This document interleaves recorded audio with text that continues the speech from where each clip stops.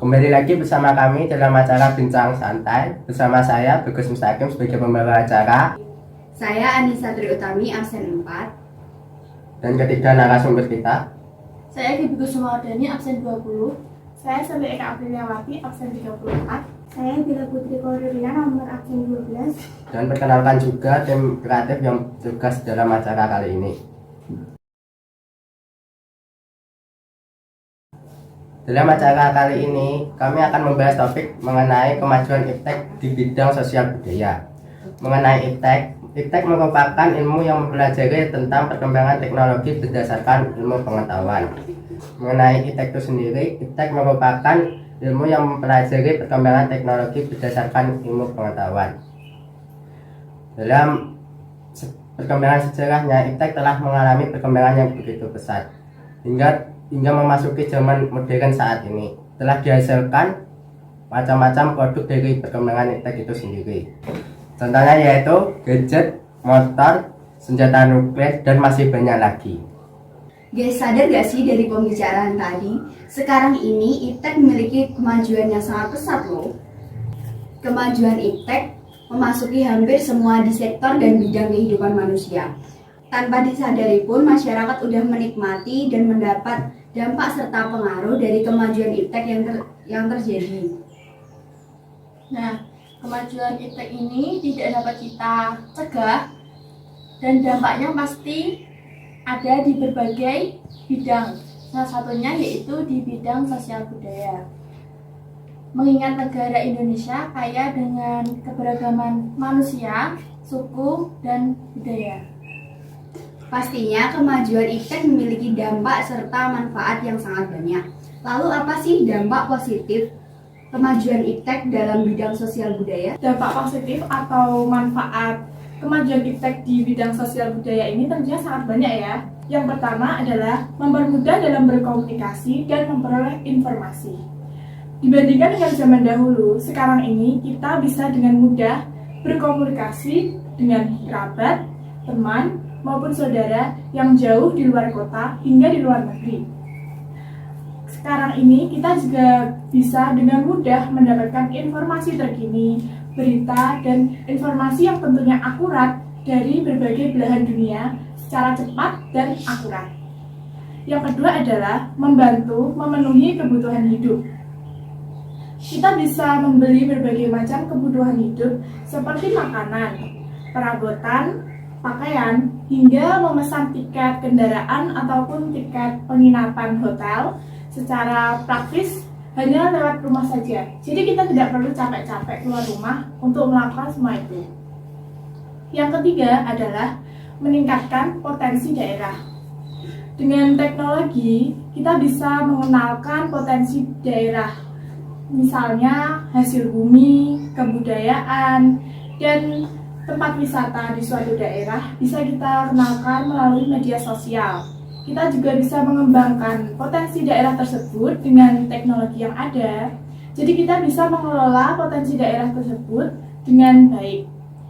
Jadi hal tersebut dapat meningkatkan perekonomian daerah tersebut. Yang keempat adalah membantu tata kelola pemerintahan. Jadi pemerintah bisa lebih praktis dalam melakukan pelayanan, penyuluhan maupun program pemerintahan yang ditujukan kepada masyarakat yang bisa dilakukan dengan media sosial, baliho, ataupun pengiklanan di media elektronik. Jadi masyarakat bisa lebih mudah untuk mengakses berbagai macam program pemerintahan tersebut. Yang kelima adalah peningkatan kesejahteraan masyarakat karena penggunaan iptek. Kesejahteraan masyarakat ini dapat meningkat dengan adanya teknologi. Segala aktivitas menjadi lebih praktis untuk dilakukan. Teknologi membantu kita untuk lebih mudah menghindari kriminalitas, mengajukan aduan kepada pemerintah, ataupun membuat rumah menjadi lebih aman. Yang keenam adalah meningkatkan pendidikan. Kemajuan iptek membuat kita semakin mudah dalam mengakses media pembelajaran.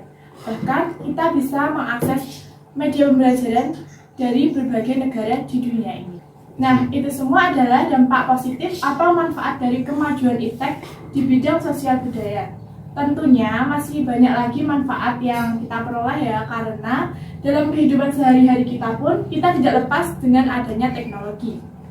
Kemajuan iptek ini memiliki dampak yaitu mempersingkat dan menghemat biaya kita untuk melakukan aktivitas apapun itu. Dampak dari kemajuan iptek sangat beragam. Namun, dampak tersebut tidak selalu mengarah ke hal positif. Oleh karena itu, kita harus dapat bersikap secara selektif. Ya betul banget, dampak kemajuan iptek itu tidak hanya melulu soal hal positif loh. Oleh karena itu, kita harus menyikapinya dengan beberapa hal yang selektif. Yang pertama, kita harus membuka diri akan inovasi dan perubahan. Tujuannya itu supaya kita tetap menyaring mana yang baik dan mana yang buruk untuk kita lakukan. Yang kedua, kita harus menghargai orang lain. Apalagi kita masih remaja ya, kadang suka egois terhadap orang lain. Oleh karena itu, kita harus meminimalisir sekarang keegoisan yang kita punya itu, agar tidak terjadi perpecahan satu sama lain.